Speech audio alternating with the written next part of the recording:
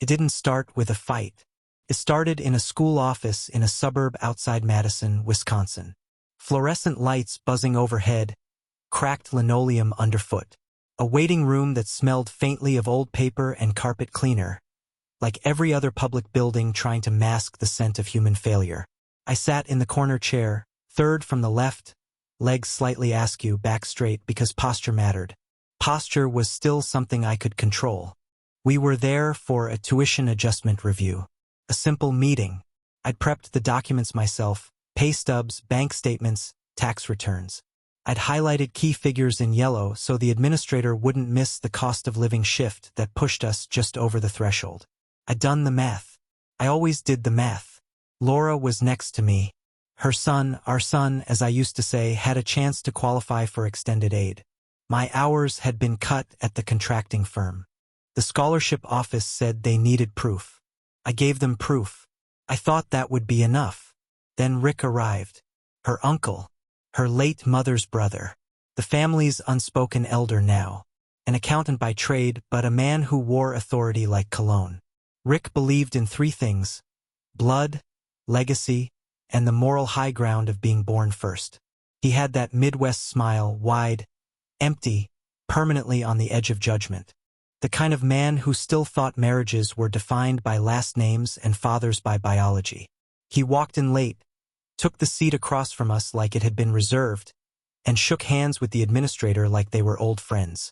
Laura smiled at him, not warm, not distant, but the kind of smile you give someone whose approval you still want. And just like that, the air in the room changed. I felt it. I always did. I was no longer the one holding the pen. I was just there. "I'm the boy's great uncle," Rick said with a nod, like it carried weight. "She's his mother." He gestured to Laura. Then, glancing at me with a smirk he didn't bother hiding. "And that's just her husband. He's not really family." He said it without pause, like he was correcting a clerical error, like I'd sat in the wrong seat and someone needed to politely escort me back to the parking lot. My face didn't change. I had practiced this too many times. But my spine stiffened. Laura turned her head slightly, the way someone does when they want to pretend they didn't hear what was said. The administrator glanced at the papers in front of her.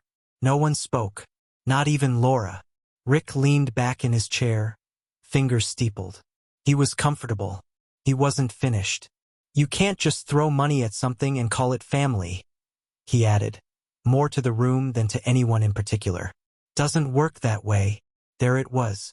I remember watching the administrator nod slowly, like she was trying to stay neutral, like she thought this was a private conversation intruding on her office. I remember my jaw tightening, breath catching just behind my teeth. And I remember Laura's silence. That was the part one can't forget. Not Rick's words, I've heard worse. It was the absence of hers. She didn't say, "That's not true." She didn't say, "He's been paying for everything since the boy was 10. She didn't even offer me a glance.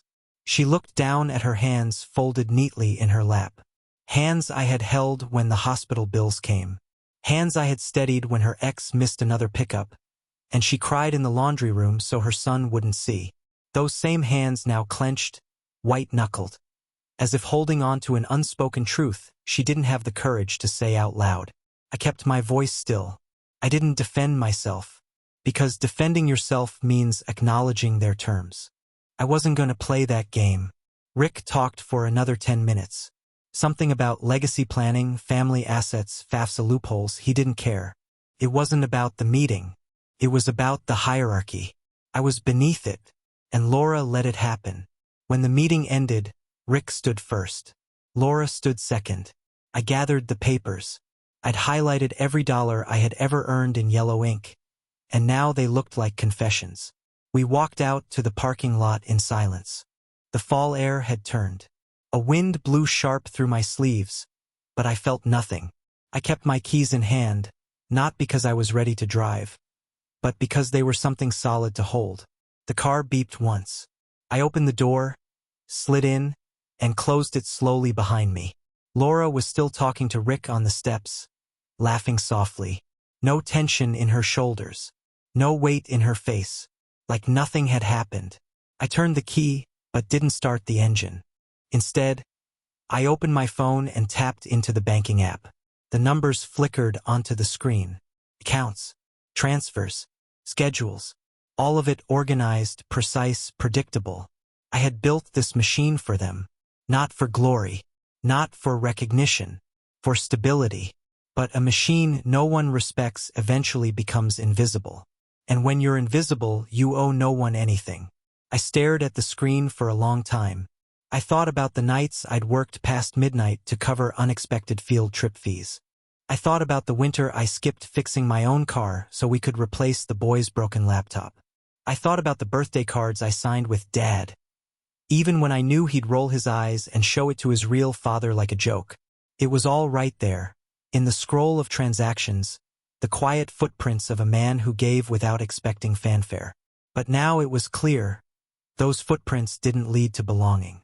They led to erasure. I didn't delete the accounts. I didn't say a word. But in that moment, I understood something deeply, painfully clear. I wasn't part of their story. I was just funding it. And no one says thank you to the foundation. Not until the floor caves in. I didn't raise my voice. I didn't slam the car door or confront Rick in the parking lot. I didn't ask Laura why she stood silent while another man declared my absence in front of strangers. No accusations, no outbursts, no pleading. There are moments when rage would be a mercy, when it would feel like proof that you still care. This wasn't that. This was something colder. The kind of stillness that creeps in after a storm and stays. I drove home with both hands on the wheel. No music. No news. Just the rhythm of tires slicing the road in the dark. We passed strip malls, quiet intersections, the shuttered glow of gas stations. Laura sat beside me, thumbing through her texts, eyes lit by the screen. She didn't mention the meeting. She didn't mention Rick. She didn't ask if I was okay. She asked if I could pick up milk the next day. I said sure. It struck me then how easily life resumes after a man is erased. When we got home, she went straight to the bedroom, said she was tired, said it had been a long day. She kissed me on the cheek, distracted. Her lips didn't linger. I stood in the kitchen for a few minutes after she disappeared down the hall, hands resting on the countertop, just breathing, listening to the house, the silence, the soft creak of the furnace kicking in. Our son's door was closed, light under the frame. Homework maybe, or gaming, or texting friends. It didn't matter. He wouldn't come out. He never did when I was in the room. My presence turned him into a ghost. No footsteps, no conversation, just absence. And I had stopped trying to pull him back. I poured myself a glass of water, drank it slowly, and turned off the lights. Left the kitchen in darkness. Let the house shrink around me. At exactly 12:12 a.m., I sat down at the dining table with my laptop. Not out of anger, out of clarity. 12:12. Symmetrical. Clean. A quiet little mirror, 1 and 2, 2 and 1. A number so perfectly balanced it felt almost ceremonial. That's how I knew it was time. I opened the banking portal. Every Sunday night, for nearly 7 years, the system ran like clockwork. Automatic transfers, allowances, payments. I had built it all, an invisible lattice beneath this family. Rent to the college fund. Utility payments synced to payday. A grocery allowance wired into Laura's card every Wednesday, without her asking. Her son's tutoring fees, music lessons, gas money. Set up, scheduled, and forgotten. They called it family support. But to me, it had always felt like holding a leaking roof over their heads and pretending we were under the same shelter. The screen lit up. Click by click, I began the quiet process of shutting it all down. Not slashing, not deleting, just ending my involvement, cleanly, without drama. First, the recurring tuition payment. Paused. Then the secondary account linked to the boy's debit card. Removed. The backup credit line for medical expenses. Disabled. His car insurance? Mine. His school Chromebook replacement plan? Mine. His orthodontic maintenance, the private therapy sessions his mother said were essential, the phone plan with the upgraded data package, every one of them tied to my signature. every one of them running on the silent belief that I would never stop, that I was a constant, that I would endure, not because I was seen, but because I was needed. I ended each link with the same steady rhythm. Review confirmed done. I wasn't angry. I wasn't bitter. I was simply accepting what they had already declared. If I was just her husband, if money doesn't make someone family, if I was nobody, then I owed them nothing. Took 42 minutes. At 12:54 a.m. I closed the browser. The glow of the laptop faded, and the dark room returned.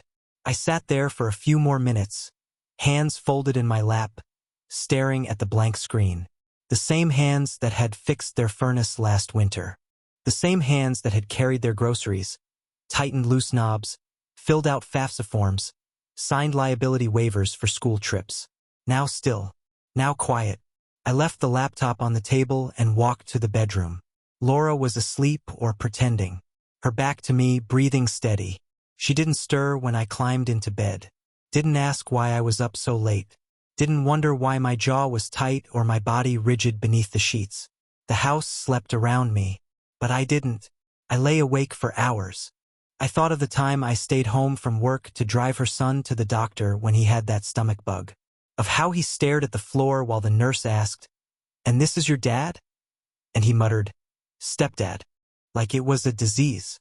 I thought of Laura, how she used to reach for my hand in grocery store aisles. How she used to speak up when someone questioned our bond. How she once told me she admired my patience, my steadiness. How the world needs men like you. That was before silence became easier than loyalty. Before she started letting others speak for her. Before she let Rick declare my absence, and said nothing. By the time the first birds began to stir outside the window, I had made my peace. I wasn't going to confront anyone. I wasn't going to give a speech or write a letter or threaten to leave. I had done all of that before, once, twice, maybe more. I had written emails I never sent, drafted ultimatums I couldn't bring myself to deliver. None of it changed anything. What I did now was cleaner. I had built the system. Now I had shut it off. If they wanted to pretend I didn't matter, they'd get to live in that reality. No more reminders. No more explanations. Just absence. Let the questions come. Let them scramble when the payments fail, when the cards decline, when the invisible scaffolding begins to fall. Let them realize what happens when the ghost in the machine finally stops working. And when they ask what happened, I'll give them the only answer I owe. You told me I wasn't family. I finally believed you. By morning, the machine had started to sputter. It began with a ping on Laura's phone. A bank notification she ignored at first. Probably assumed it was just a statement or a low balance alert from one of the side accounts I managed. But then came the email from the school portal. Payment declined. Outstanding tuition. Immediate action required. I was in the kitchen brewing coffee. She walked in holding the phone, blinking like she hadn't slept, her robe half-tied. "Did your card expire?" she asked, not looking at me. "No." She frowned, tapping the screen. "Well, it says the tuition transfer bounced." "I know." She paused. That was the first crack. "I thought it was on auto." "It was," I said. "Until last night." I handed her a cup of coffee. She didn't take it. There wasn't a scene. Not yet. Just a tightening in her mouth. A question she wasn't sure how to ask. That afternoon, the second domino fell. Her son, 16 and entitled in ways he didn't yet understand, called from school. His meal account had been frozen. He couldn't get lunch. He was embarrassed, furious, blaming the school for incompetence. She called me frantic. "I don't know what's going on," she said, pacing the hallway like the floor might give out. "He said they wouldn't let him swipe. That's never happened before." "I turned off the reload function," I replied. She stopped moving. "You what?" "I turned off the reload. It was linked to my account." She didn't say anything for a moment. Then, quietly, "Why?" I looked at her, really looked at her. "You were there, Laura. In that room. You stood right next to me." She opened her mouth, closed it again. Whatever words she had rehearsed didn't survive the air between us. That night, the school called. They asked for an updated billing contact. I told them to speak to the student's biological parent. The woman on the phone hesitated, then said, "There's no father listed." I said, "Then it's time to add one." The next morning, the health insurance company emailed. The secondary plan tied to the boy's therapy visits had been deactivated. A coverage gap now existed. They asked if I'd be re-enrolling him. I didn't respond. By the end of the week, the full picture came into view. Like watching a building skeleton appear once the plaster is stripped away. Every support, every payment, every safety net, they were mine. And with each severed line, the weight redistributed. Only now they noticed. The calls started coming in. From the orthodontist's office. "We still haven't received the installment for last month's adjustment." From the music tutor, "Your card on file declined." From Laura's phone. Unread messages from her sister, her friend Janine, even her mother. Each asking what was happening, what I was doing. That last question made me laugh. I wasn't doing anything. I had simply stopped. And now the absence was loud enough to be mistaken for action. Rick, of course, had vanished. As they do. The men who issue judgments rarely stay behind to carry the weight. He had made his pronouncement in the school office and left with his conscience intact, never imagining the tremor it would trigger. Laura didn't mention him again, didn't defend him, didn't apologize for the silence she'd shared with him. She just moved through the house like someone tiptoeing across a frozen lake, listening for cracks. The boy didn't ask me anything. He went from cold avoidance to cold confusion. The silence between us turned heavy, charged. I caught him glancing at me sometimes, measured looks, calculating ones. He was trying to figure out if this was temporary, if the money would come back, if I would eventually, as always, resume my function. Because that's all I ever was to them. A function, not a man, not a presence, not a father figure, a system. It became clearer with every passing day. I remembered how, last Christmas, he gave me a pair of gas station gloves. Still had the price tag on them. Laura had laughed, said, "He's a teenager. He doesn't know what to buy." But he'd bought his real dad a hoodie with their favorite football team's logo. $50 easy. Paid for with a gift card I had loaded. He even posted a photo of it online. Captioned it, "Me and the OG." The OG. The ghost who sends a text every few months. The man who once dropped by with a basketball and left before dessert. I remembered that hoodie. It stayed in my mind like a watermark. I remembered Laura seeing the post and not saying a word. That's when I began to suspect. Now I knew. I wasn't a stepfather. I was a vendor, a credit line, a man-shaped convenience. And the moment the transaction stopped, so did the illusion. Laura finally asked me outright, "Why are you doing this?" We were in the garage. She stood by the laundry machine, arms crossed, her face pale with stress. The boy had come home furious, his car insurance canceled, his gas card declined, and now he couldn't even access his tutoring login because the email tied to the account was mine. I leaned against the workbench, kept my voice level. "I'm not doing anything," I said. "I just stopped pretending." "Pretending what?" "That I mattered to any of you beyond what I paid for." She flinched. "That's not true," she said, weakly. "No?" I raised an eyebrow. "Then where was your voice in that room?" "I didn't want to make a scene. You let another man erase me, in front of a school administrator. You let him speak for the family while I sat beside you. And you said nothing." She didn't answer. The silence between us stretched long and thin. Then she said the thing I had waited for, the quiet admission. "I didn't think it mattered that much." And there it was. Not cruelty, not malice, just the most brutal truth of all, indifference. It hadn't occurred to her that I would feel it. It hadn't occurred to her that I should. And I think that was the first moment I truly felt gone. Not just removed, erased. Because this wasn't about tuition or groceries or gas cards. It was about weight, presence. The invisible load a man carries when he chooses to raise another man's child. And how easily that weight is ignored until it's dropped. They had gotten used to me being background. Like air conditioning. Like light switches. Always there, never questioned.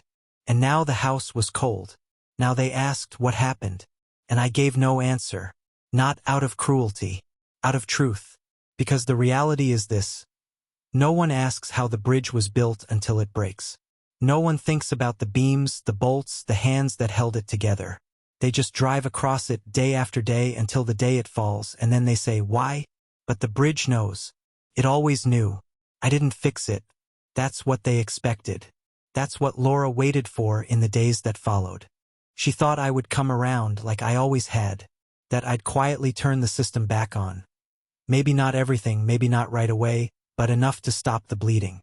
Enough to ease the discomfort. Enough to let them go on pretending. I didn't. The tuition stayed unpaid. The card stayed frozen. The insurance lapsed. The after-school programs, the data plan, the auto-renewals that cushioned their lives like invisible hands, gone. Not in revenge. Not in rage. But in reckoning. Because the truth is, once you see yourself as a function, you can't unsee it. Once you realize you're the engine no one acknowledges until it sputters, you stop fueling the ride. And then you watch who stalls. It didn't take long for the panic to mutate into anger. The boy, her son, stopped hiding it. He slammed doors now. He cursed under his breath when he passed me in the hallway. He refused to speak at dinner, left the room when I entered. One night, I heard him on the phone with a friend, calling me a selfish asshole. And some guy my mom married.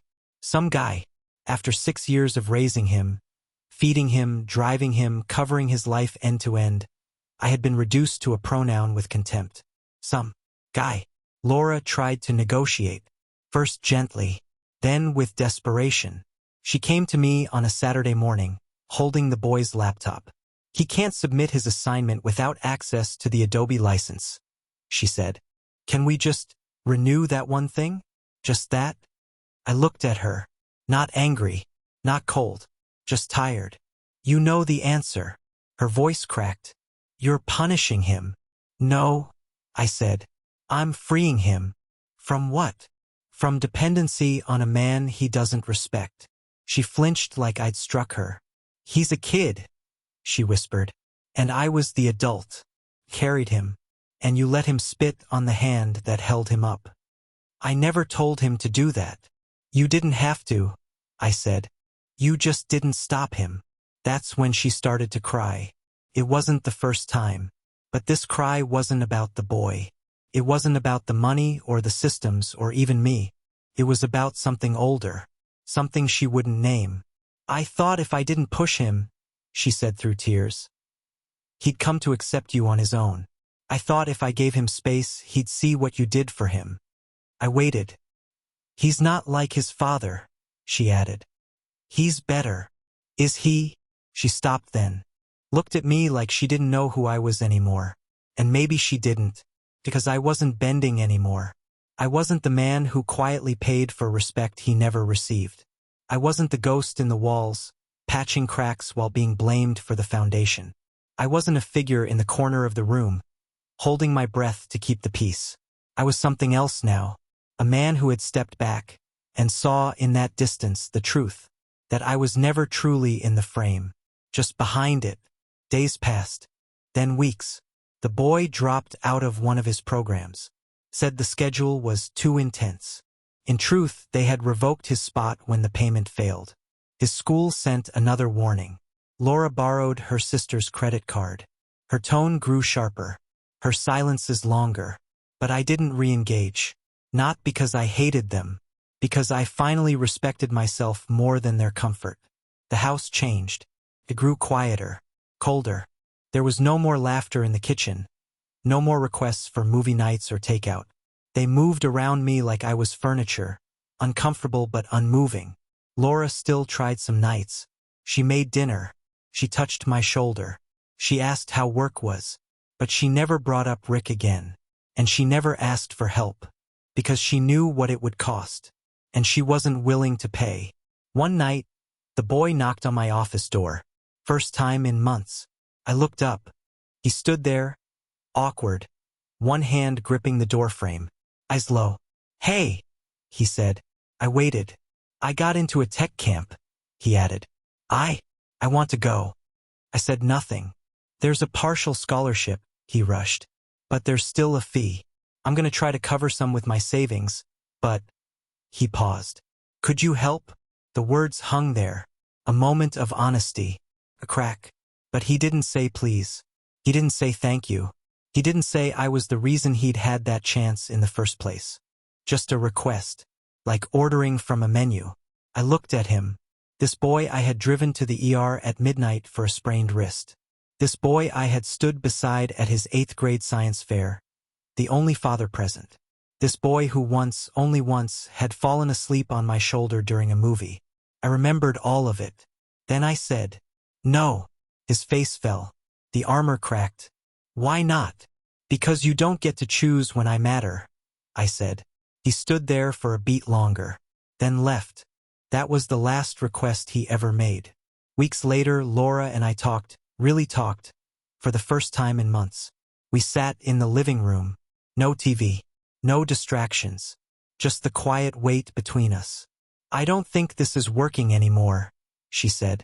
I nodded. I thought we were building something, she continued. But I don't think I ever let you in fully. And now I don't know how. I didn't argue, because she was right. I don't hate you, she added. I know. She looked at me, and for the first time she looked small. Not because of age. Not because of time. But because of clarity. She had watched me carry the weight for years. And now that it had dropped, she finally saw how much it had cost. We didn't separate that night. But we began to plan it. Quietly. Respectfully. Without drama. Just two people acknowledging that the foundation had rotted long ago. And all I'd done was stop pretending we were standing on solid ground. She took the spare room. I stayed in the master. We shared the calendar. Split groceries. Until the end came. And when it did, I packed my things with a calm hand. No tears. No last-minute pleas. Just quiet finality. The boy didn't say goodbye. Laura did. She hugged me at the door, held on a little longer than she used to. I'm sorry, she whispered. I know, I said. And then I left. I moved into a one-bedroom near the river. Nothing fancy, but quiet. Mine. No reminders of what I'd carried. No echoes of someone else's son calling me a stranger in the home I paid for. The silence was different here. Not heavy. Clean. There are nights when I think of them. Wonder if the boy ever understood. Wonder if Laura ever confronted what she allowed. Wonder if Rick still tells stories like he matters. But I don't dwell. Because this is what I learned. Respect isn't owed to you. But it should be earned by both sides. And when you give everything and receive silence in return, you are not building a family. You're financing a performance. So I leave you with this. Was I wrong? Was I cruel to walk away? Or was I simply the first man in their lives to stop pretending that love without respect is still love? Would you have stayed? Would you have endured it? Or would you, too, have closed the door and walked away?